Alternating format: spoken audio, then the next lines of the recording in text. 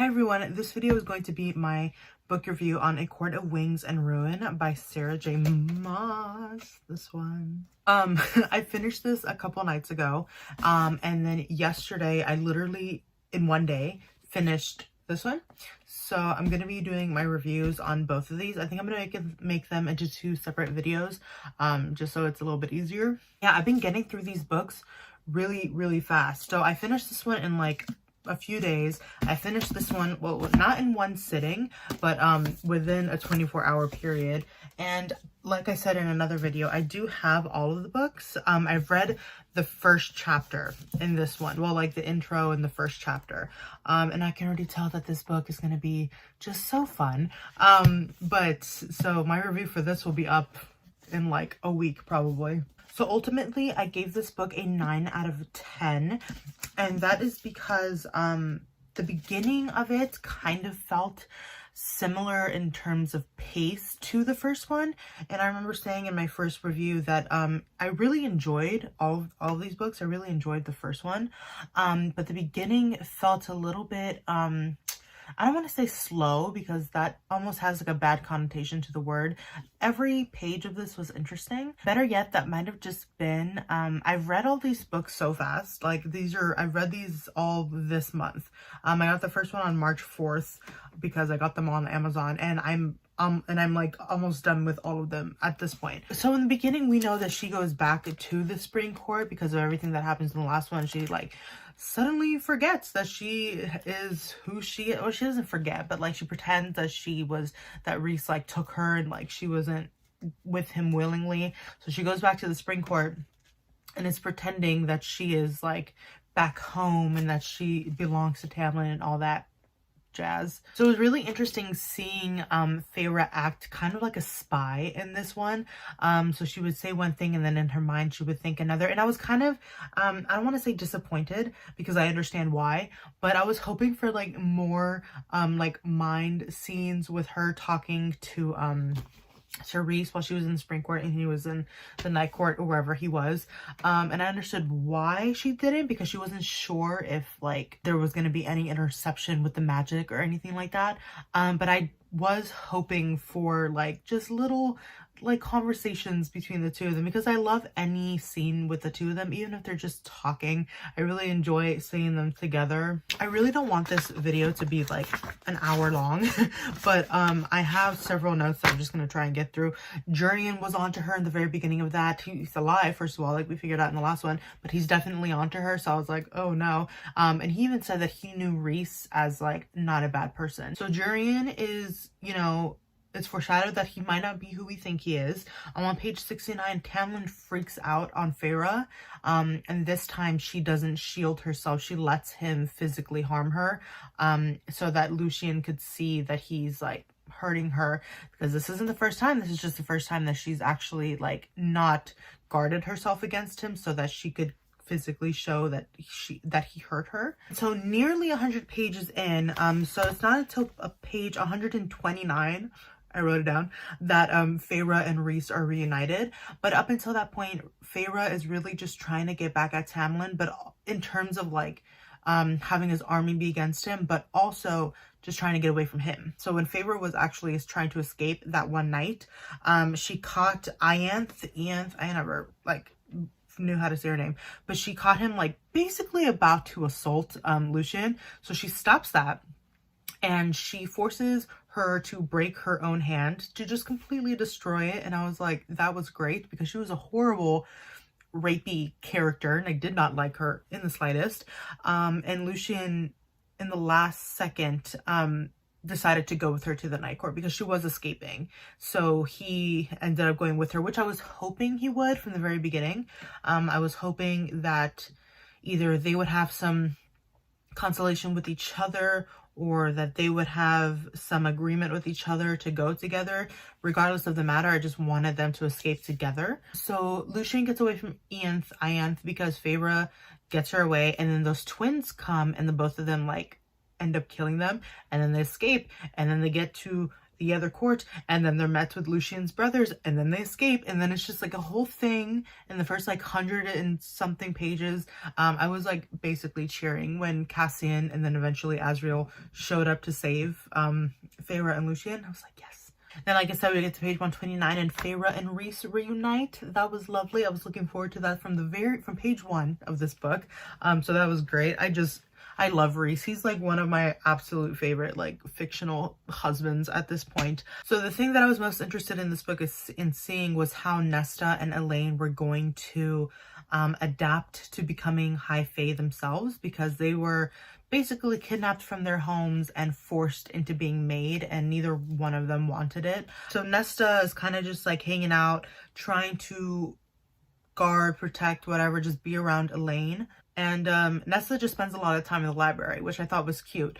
And it was funny because, well, it wasn't funny, but poor Elaine, she's having like a total Bella Swan moment in New Moon where it's just like, pause, you know what I mean? Where she's just depressed. Again, not funny, but that's just what it reminded me of. So with this book in particular, I feel like all these books so far, I've read them really fast. And so when I read books really fast like that, it's mostly just because, I mean, number one, that I am so into it and I just want to see what happens. So there's good and there's bad with that, because number one, like I finish it sooner, but number two, like I don't grasp things as much as I probably should have. So I'll just read it trying to get to the end of like, well, how's this gonna have a solution? How does this like resolve itself? And like I'll forget, or like certain things won't stick with me before that. So the things that stuck with me in this book, most out of everything when I think back on it, was that meeting that all of the High Lords have, and then the last like 100 200 pages, like when the war actually starts. Everything other than that, I'm like glad that I wrote notes on it, because at this point I don't remember. So on page 239 they have another meeting with the bone carver. I forget if it's in, I think it's in this book or the other one, I don't know if I talked about it already, where because whenever Feyre would go to see the bone carver, she would see this little boy. I remember when Rhys went in, he saw Jurian, but when Feyre would look at the bone carver, she sees this little 8-year-old boy, and she didn't get it the first time, but the second or third time that she went to go see the bone carver, she realized that that kid is their son. So I thought that was interesting, and I completely thought that they were going to have a child in this book. Did not happen. I don't know what spoiler or fan art I saw that made me think that, but they do not have a child in this book. They're trying, but they do not have a kid. So it's really sad. We have a scene with Kier or whatever and Eris. So Rhys and Mor and Feyre, they all go to the Night Court, because at this point and forever, Rhys is still the High Lord of the Night Court. He doesn't rule in the Court of Nightmares, but he's still the High Lord of that court. So he goes, so they have to go to basically convince Kier or whatever, Mor's dad, to fight with them. And Rhys makes the decision to invite Eris to this meeting, but he doesn't inform anybody that he does this. So poor Mor, so all of them are there, right? Cassian, Azriel, everybody. And Mor and everybody, but especially her, is just super surprised and taken back by the fact that he is physically there. So after that scene, it was really sad actually, because this is the first time that we see them kind of fighting within each other. So they basically agreed to open up Velaris a little bit to have other people enter the city, which like that was the entire, that and keeping his friends safe was the entire reason that Rhys was like with, or not with, but you know, serving under Amarantha, and did everything that he did so that he could keep them safe and private and unknown to the rest of the world. And then here he goes, kind of offering it up to them on a silver platter. So once they get back to the townhouse, they kind of start fighting, but Amren is the one that has to like intervene and be like, Rhys, that was a dick move. You should not have done that. That was a good move in terms of like war, and it was kind of necessary, but it was a dick move to not tell anybody that Eris was going to be there, especially to not tell Mor, so that she could prepare herself, because I don't think anybody, as evidence in a scene in this one that I'll talk about in another video, what's it called, that she is still very much traumatized by what he did to her, and the fact that he was in her presence without her being able to prepare for that was really just not cool. I have a note here, almost 300 pages in. I'm like, it does kind of suck. So the last book, Mist and Fury, right? That book I think is a lot of people's favorites. I don't really go into knowing other people's opinions. I don't look at it. I don't watch anybody else's videos. I don't read any like discourse about books. I just read them because I feel like other people's opinions don't ruin an experience for me, but it is just very annoying and I like don't want to deal with it. And I know that this series is very polarizing. From the few things that I have seen that people don't like, or for reasons that people hate it, are very stupid reasons, no offense, but there are reasons that are very trivial. And I think it's because of the popularity of these series that people have such a hate-love relationship with it. And I don't know, that's a whole nother thing. But it does kind of suck that we have the entire slow burn like thing of the last book. And it was so like every page was like, what's gonna happen, what's gonna happen. And now Feyre and Rhys are together and they're mated and they're just with each other and trust each other. And they're kind of apart for a lot of it. Like they're always busy. They're always like working on something. And like the few scenes that we got with them together, even like seriously, even with them just having a conversation, I enjoyed every minute of it. But it was like, we didn't get as many in this book than we did in the other one. And that's totally fine. It's absolutely has to do with where the storyline is, like where the plot is in this part of the storyline. So that's perfectly fine. But like just from a reader's perspective, like my opinion of it, I'm like, I just wanted more of them because I got so spoiled with all of their scenes in the last book. Oh, so on page 334, Asriel says that the cauldron made Elaine a seer. I kind of guessed that because she has been saying a lot of like weird little things. But when Feyre and Nesta are attacked in the library and those two ravens, like Hybern's two black and white ravens or whatever, that was Elaine said that on page 301. And so I remember that exactly, and I was like, oh, she has like some kind of capability for visions, like she can see things or she can sense things that are going to happen. And then we get to the part where Hybern attacked the summer court, so the night court, or the few of them have to go to the summer court and fight, and Mor and Feyre are having like a real bonding moment because they're like murdering people together. So that was fun for them. I have a note that says I'm like, so much for all of them, for all of the spicy scenes, because half of them like would just get cut off whenever Feyre and Rhys were together. They would just stop. It was like at that one part in Breaking Dawn where it was their honeymoon and then it was just the next morning. That was like the majority of their scenes together. And then we get to the part that I will say was actually my favorite part of the entire book, was that scene where they had the meeting, where Rhys and Feyre, or the Night Court, basically had this meeting together to get all of the other High Lords together and to see who was going to be on their side to fight against Hybern. And like me personally, I love like romance and fantasy.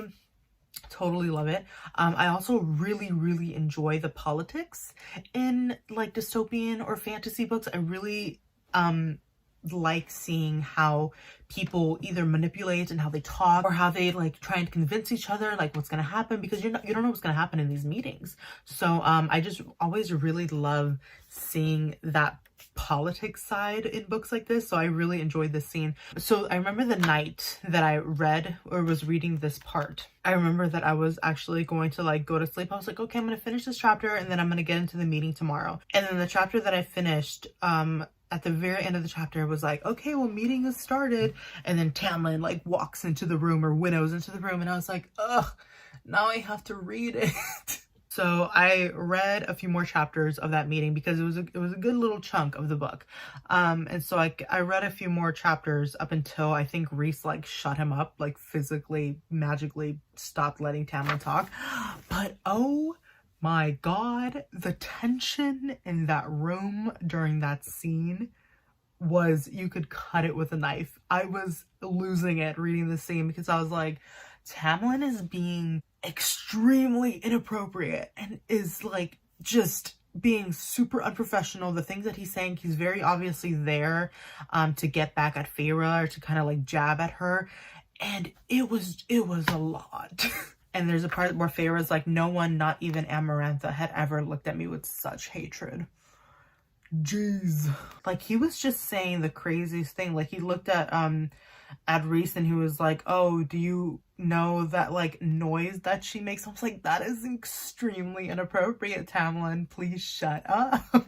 And at that part, when he said that, Azriel, of all people, was like, be careful how you speak about my high lady. That guy never speaks. Like, he does not really intervene in the politics. He's there as, like, the known torturer of the group, and he's there to be, like, a very towering, intimidating character. And for him to speak to you, for you to say something that would warrant him talking to you to shut up, that's very scary. So not only was Tamlin there to really stir the pot, but he was bringing things up. So he was saying really inappropriate things about Feyre, intimate things, and he was also saying how when Feyre asked me about being high lady and I told her that was impossible, but now she's Rhysand's high lady. So he was kind of making it seem like she was only so that she left him and went to the Night Court and married or whatever Rhys just so that she could gain that power so she can become high lady. Not how it went down at all. Rhys literally, he even says that in here because they were really getting under her skin. He's like, I made her my high lady because I love her. It was not even her idea. Then the thing that really got under everybody's skin besides Feyre, well, like the inner circle, was he brought up those kids that Amarantha killed, those like 24 kids that he killed, and that Rhys was still serving her when that happened. And so Tamlin was really just trying, it seemed like he was trying to get everybody to go against Rhys and the Night Court, and that wasn't his intention. By the end of the meeting, he was like, yeah, I'm gonna fight with you guys, I'm gonna fight with Hybern, or I'm gonna fight against Hybern, but like, dude. And then Baron brought up Claire to make Feyre look bad, and he was like, yeah, that you gave Rhys Claire's name so that you could get away. You've been doing this from the beginning. And that's one of the things that completely haunts Feyre's dreams. She wakes up screaming from that, and for him to bring that up, knowing, because I'm sure that they know that these were not her intentions, but they hate Feyre enough that they are going to bring these things up to make her look bad. I felt so bad for her, and I felt so bad for Rhys, because he's one of those characters where it's like, say one thing about my girl and I will like kill you. And so for them to be saying all this stuff about Feyre, he was like trying so hard not to murder them on the spot. So eventually, Feyre has enough of it. Eris at one point calls Mor a slut because he's a dick, and Azriel straight up attacked him. I was like, good for you. Feyre had to like rein him in, but after a minute, after they really got Eris a little bit scared, and I was like, you need to shut your mouth before somebody kills you. Like, for your own good, dude, just shut up. So Baron just kept talking and talking and talking, just spewing lies and just trying to get under everybody's skin.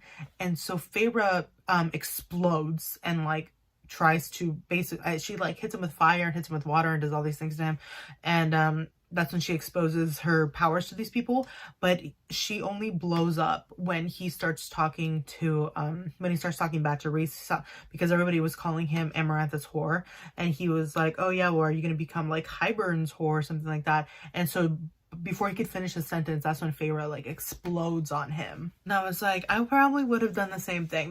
They all had a lot of self-control up until that point, and Rhys was the one who had to like calm her down because she was gonna kill someone. So this was one of my favorite scenes, or actually my favorite scene in the entire book. And one of the best parts of that scene was when Nesta, on page 443, when Nesta actually started speaking, she like yelled at everybody, told them to shut up, and then she started speaking to them.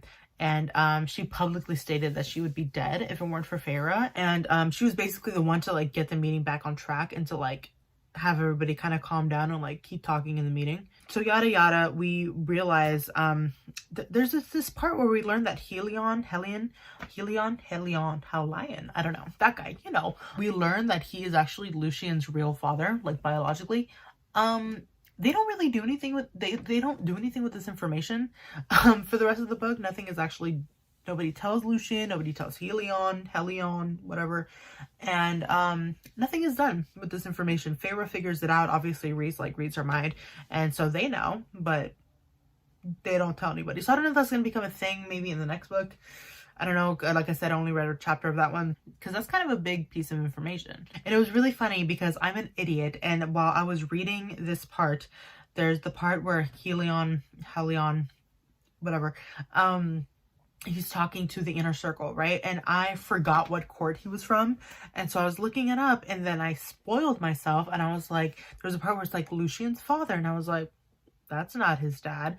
And then not 10 pages later, I figured that out, and I was like, well, if I would have just not been nosy, I would have, you know. Okay, then we get to page 467. Hybern destroyed the wall. The war is officially starting. It's officially about to go down, and this is when things get kind of crazy, and like it's a non-stop action from that point on. So there's a part on page 490 when Rhys is comforting Feyre about her claustrophobia and saying like he's trying to comfort her, and Nesta actually shares that she too she can't use bathtubs because it reminds her of the cauldron, and she's still trying to get over that.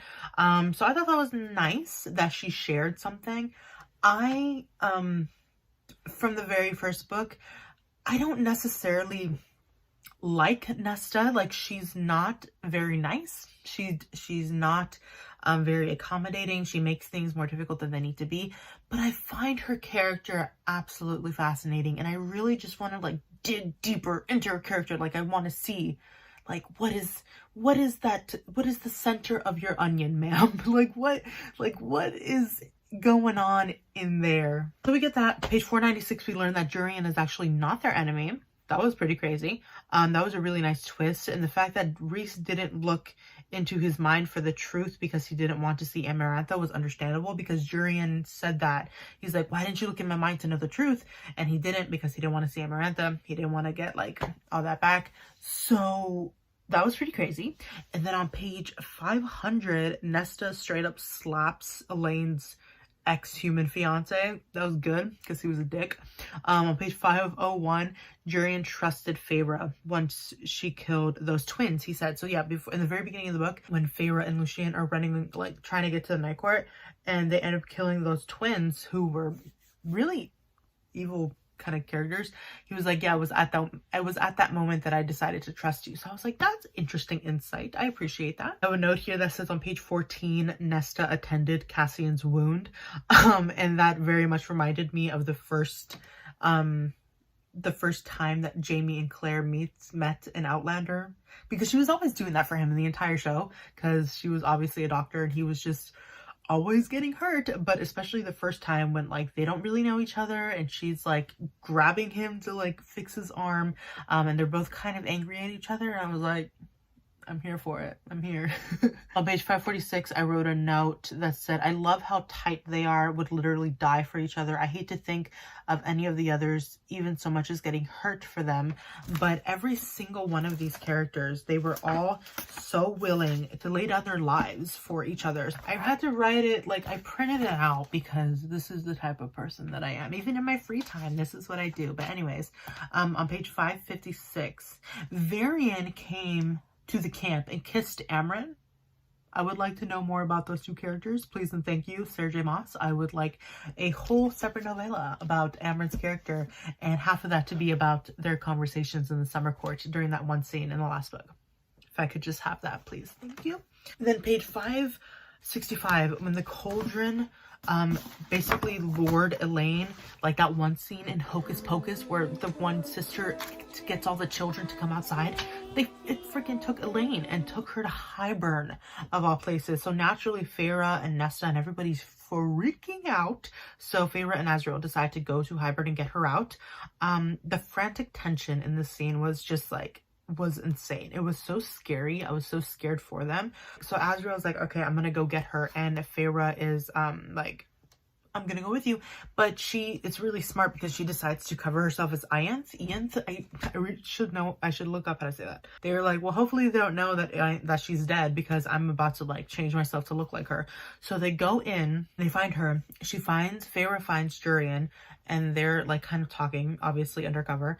They find Elaine, and they're on their way out, but they get sighted like at the last minute.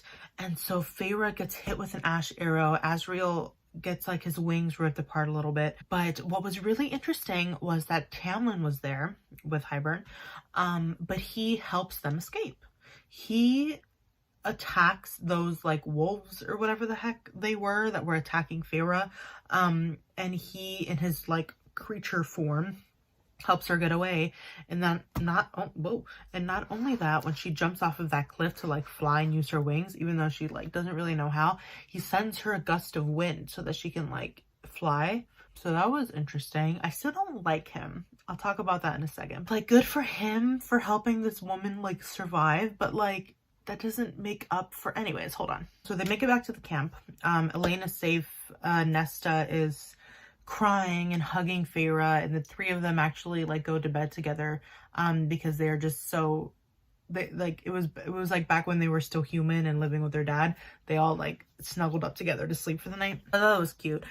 But oh, and then we have that really big scene on page 588 where Mor basically comes out to Feyre. So from what I took from that scene is that she's essentially bisexual in terms of like her actual sexual attraction to people, but for all intents and purposes she prefers women. So she enjoys men sexually, but she greatly prefers women both sexually and kind of emotionally. So like if she were to settle down with somebody, if she were to find a mate, it would most likely be with a woman. And so that was actually one of the big reasons why everything happened to her and why she slept with Cassian hundreds of years ago, because she knew that it was just not going to mean anything. She hasn't told anybody, but I think Amren kind of can guess at like what's up with Mor, but Feyre is the only person that actually knows.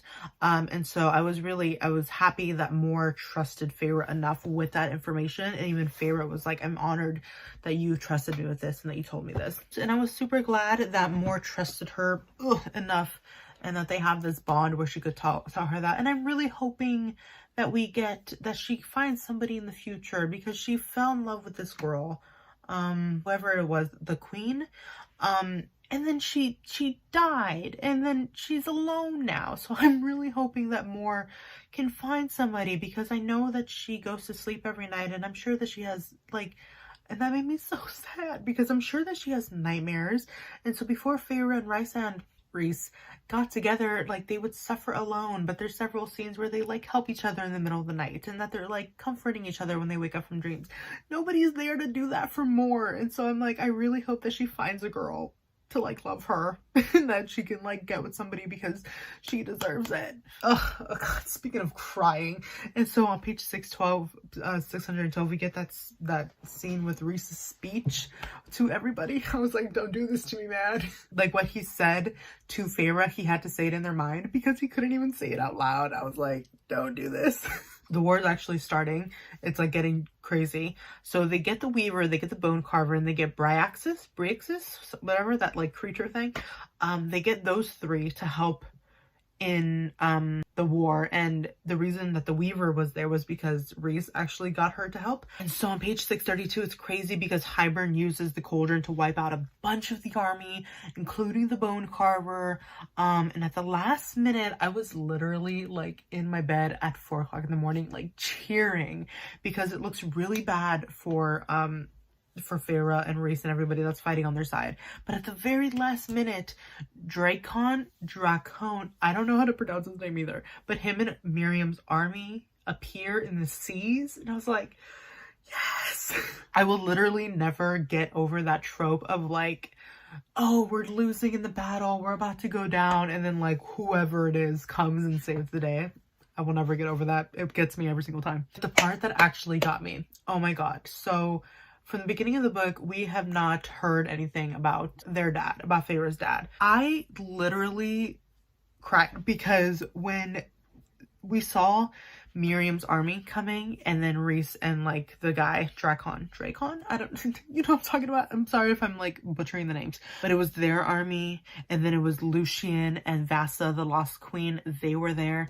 But then the humans were there because Feyre's dad was leading the army on the seas with several ships, but with 3 ships each named after his daughters. I was like, dude. I was seriously wondering what was going to happen to her dad, because he was like never brought up again. I was like, this was the best way to bring him back in the story. He ends up dying, which I figured was going to happen. I figured that he was going to die as some kind of leverage. It was going to be like some kind of hostage situation. I didn't think that he was going to survive this series. I didn't know how, but this was how. Hybern straight up kills him in front of Nesta. And I was like, oh God, hold on. I'll get to that in a second. Or I'll get to that right now. So the king snaps their dad's neck right in front of Nesta, and right after he apologized to her. So right after he's like, I'm sorry for being a bad dad. And then he dies. And right in front of her. And I was just like, right in front of his daughter who like hated him the most. I was so emotional because I was like, that is horrible. And I wrote, I'm like, Nesta is exhibiting some real protagonist energy in this scene where she wants to kill the king. And so her and the king basically go at it. She uses like whatever power it is at the cauldron that she took from the cauldron. And so Cassian is down, like he's really hurt. She's fighting Hybrid by herself, but so she's literally willing to like lay down her life with Cassian, like she wasn't gonna let him die alone. But then right at the last minute, you know, I love these scenes, Elaine comes in and stabs Hybern in the neck with that knife that Asriel gave her, and then Nesta completes the task by decapitating him, so that was fun. Then we get to that part where, because Feyre is still holding on to the cauldron at this point, because Amren kind of tricked her into like touching it, and she did that not because she was betraying them, which I was very scared of for half a second, but it turns out that Amren needed Feyre to do that so that she could throw herself into the cauldron and unleash her true self, like her true being. And they were all really afraid of that because as soon as when she did that, they knew that she was like not going to be herself anymore. But she sacrificed herself to save everybody by destroying the entire army by herself. Like she finished them off by herself in that like form that she became, which was really sad because Feyre was the only one there to see that, but also Varian was there to see that. This guy that she like potentially, she's like, I forgot what she said, something about like that I never understood like the romantic love or something that people face, but she's like, it would have been nice to know that with you. And I was like, why would you do this to me? Why? And it kind of reminded me of that scene in Pirates of the Caribbean at World's End with Calypso when they were like releasing her. Yeah, I don't know, that's just how my mind works. Then on page 666, on page 666 nonetheless, Rhysand decides to just die. He dies. I was like, are you joking? Is this funny little qualm that we're doing? Like, what? So he dies because Feyre and him are essentially like rebuilding the cauldron and trying to put it back together because it can't just stay broken because that's like the universe in this thing and it needs to like stay together. So he just dies. He dies. And I was just like, you know what? That's really rude. Okay, that was really unnecessary. And I don't appreciate that. Then he comes back to life 3 pages later. So apparently that's just like a thing that High Lords can do. I think I remember saying this in my review for the first book. That was never foreshadowed or like even brought upon, the idea of resurrection or the idea that High Lords can just do that. So at this point we have the foreshadowing that they, since they brought Feyre back, so they all put a little bit of themselves, including Feyre because she was a High Lord, or a High Lady. They all put a bit of themselves into Rhys's body so that he could come back to life, including Tamlin. So that was interesting. And then he comes back to life. So, problem solved. And not only does Rhysand come back to life, but Amren comes back because she was just stuck in the between times.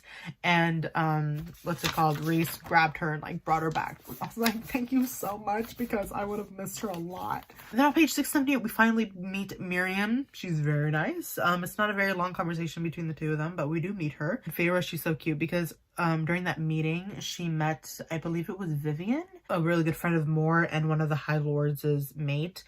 She sees her and she was like, oh, I instantly liked her. And then Feyre is meeting Miriam. She's like, oh, I instantly liked her. I was like, that's cute. And then on page 683, when Feyre holds that meeting for everybody, since everybody's there, she actually gets to see Nefel, who is that one fae who with the really small wings who was able to get Miriam out of the war hundreds of years ago. I would have loved an actual scene between the two of them, but I thought that the fact that they saw each other was nice. So this book basically ends with the possibility of a new treaty and the possibility of peace. Everyone is safe.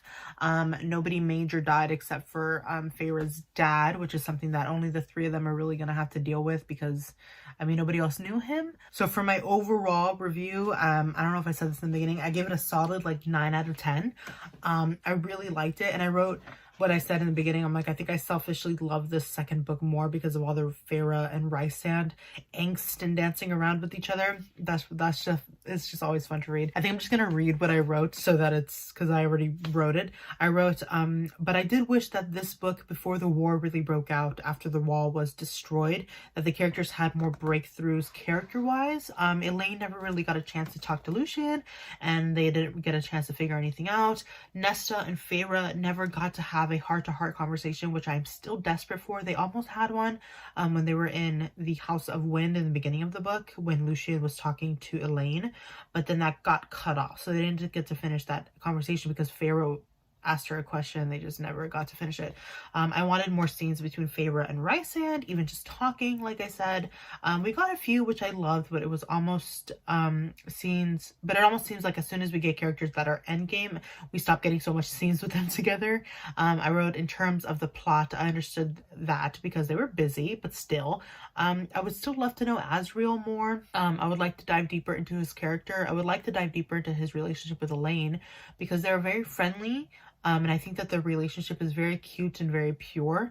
If it becomes anything more, I would love to know. Like I said, I think my favorite scene in this book was the meeting and then the last couple hundred pages. In regards to Tamlin, so Tamlin is a really interesting character to me. So I said I don't agree with his anger, but from his, whoa, hold on a second.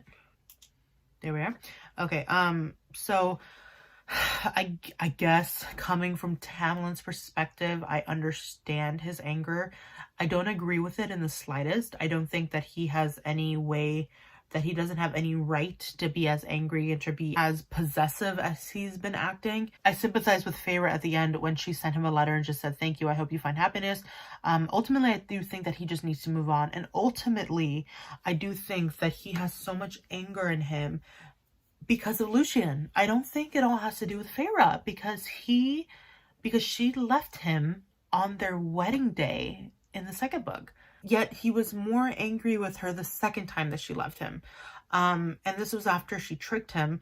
But you would think that he would be more bad at somebody leaving or not being interested when you wanted to get married. So the reason that I think that is because he was more angry with Feyre after Lucian left him.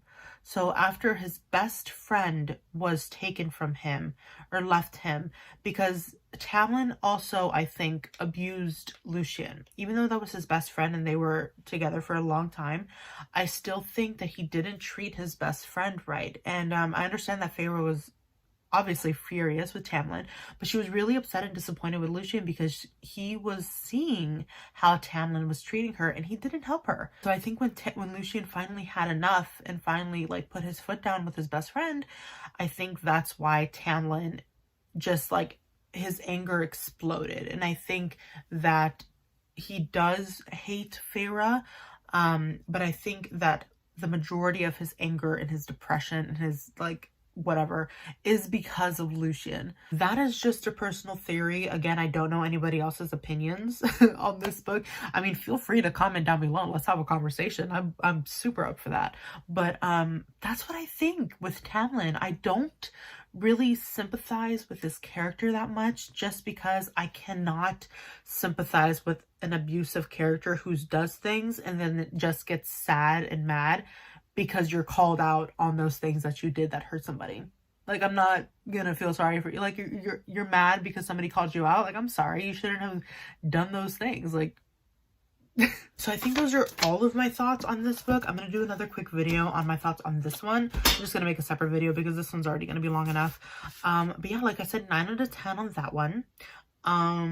And like I said a few minutes ago also, I would love to hear your comments down below. What did you think of this book too? What did you think about my opinions on this book? Like I just said, I'm gonna, shut up.